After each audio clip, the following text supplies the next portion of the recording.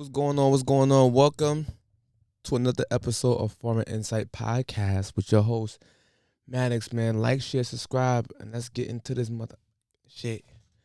First and foremost, let's review. No, first and foremost, we have a disturbing video of a mother neglected and abusing her children. Once again, I know a lot of black women keep saying black women are the most unprotected, disrespected, neglected person in America. They take that quote out of context from Malcolm X, but it's actually the black children. Or you could say children overall. So without further ado, let's take a look at the clip for ourselves, shall we? Inviting us in at 6 o'clock, and we begin tonight with murder charges filed in the death of that 2-year-old girl who was found dead last weekend. Police now tell 13 News that the mother is responsible. We want to warn you some of the details and the photos in this story could be disturbing to some. Our Marina Silva has been following this story for us, and she joins us live in studio. She's got the latest on what happened to Skylar Gardner. Well, Scott and Anne Marie, these are 21 pages of court documents detailing what allegedly happened to Skylar Gardner. Everything from how dirty the apartment was to how often they were given food to all the injuries both Skylar and her 3-year-old brother have. It's all listed right here. Their mom, Chantell Gardner, has been in the Marion County Jail. Her boyfriend, Brian Thomas, also has a warrant out for his arrest. It's been almost a week since 2-year-old Skylar Gardner died.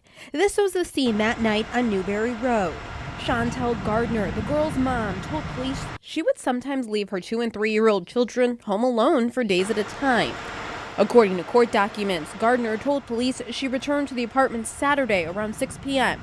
after being gone since Friday at 4 when she brought the kids food. Gardner says she found Skylar underneath a dresser and cold to the touch. According to the autopsy for Skylar, she had multiple injuries contributing to her death. Multiple patterned bruising across her body, bite marks on her back, a puncture wound on her neck, and unknown injuries to her feet. Gardner also has a 3-year-old son. Court documents say he was also left alone in the apartment. He was taken to Riley Hospital. A nurse who examined the boy told police he had a distended stomach, had signs of food deprivation, swollen feet, and was weak and twitchy. When detectives went to the apartment, court documents say they were overwhelmed by the smell. These are photos investigators took. You can see what looks to be feces, food, trash, and clothing all over the floor. Gardner told police she would leave the kids alone when she often stayed overnight at her boyfriend's house. Her boyfriend, Brian Thomas, is now charged. He faces 2 counts of assisting a criminal. Thomas told police he had not seen the kids since the end of December, and Gardner told him family was watching them at night. Court documents say Skylar also had hypothermia, and when investigators took the temperature inside the apartment, the highest temperature they found was 51 degrees. Gardner told police she stopped taking the kids in public due to their smell. Documents say she told police it had been more than a week since she bathed them. Gardner told police she even stopped bathing herself at the apartment because of the smell. Instead, she was going over to her boyfriend's house. The kid's father is from Ohio. He told police he had given full custody to Chantell. He said he did not know how bad things had gotten.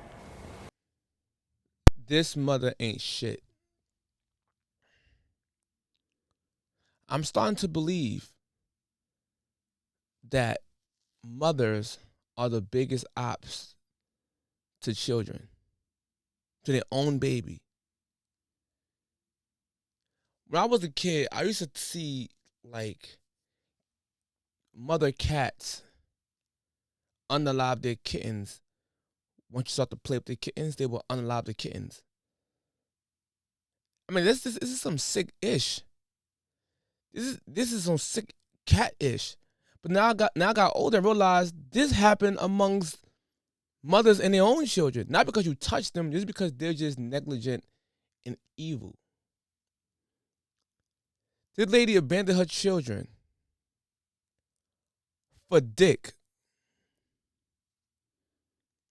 And for the dude who accepted the mother always at his house because he's probably getting his wee-wee sucked or wee-wee humped on.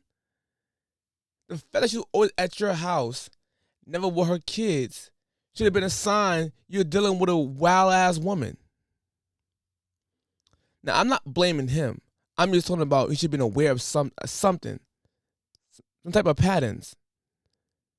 This woman abandoned her children, and the baby was found with puncture wounds in the neck, all kind of abuse marks on the body. Did you see that house?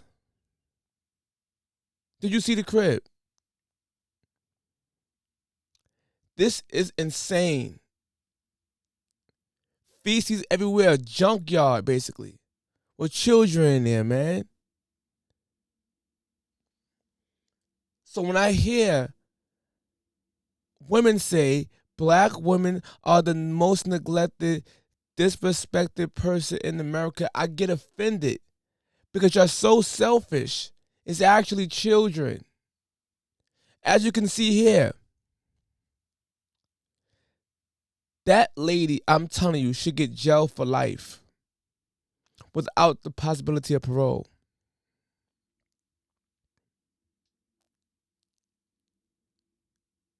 So hold on.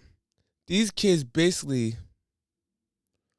was starving, living in filth, while your ass is fat, sucking dick. Let's be honest.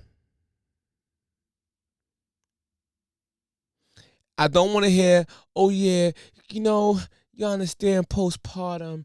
Because y'all women love to go to postpartum as an excuse. Now, I'm not saying postpartum isn't real because it's very real. Yes. But postpartum is still not an excuse for you to unalive your children. For the people who trying to use that excuse. And even if you're in postpartum, you don't know that you're in postpartum. Let's say somebody saying, yo, at 5 o'clock, I'm about to turn on my bipolarism. What? At 5 o'clock, I'm about to turn on my schizo. At 3 o'clock, I'm about to turn on my bipolar disorder. I'm about to turn it on. So be aware, you got 5 minutes before I turn on my bipolar. Like, what? That doesn't make sense. Man, R.I.P. to that little girl, man. I'm seeing way too much of these stories going on in our black community, and everyone seems to not care about these stories or they ignore it. But they're focused on a white cop unaliving a black person. You follow what I'm saying? With that being said, man, this is, oh my gosh, man. That being said, later.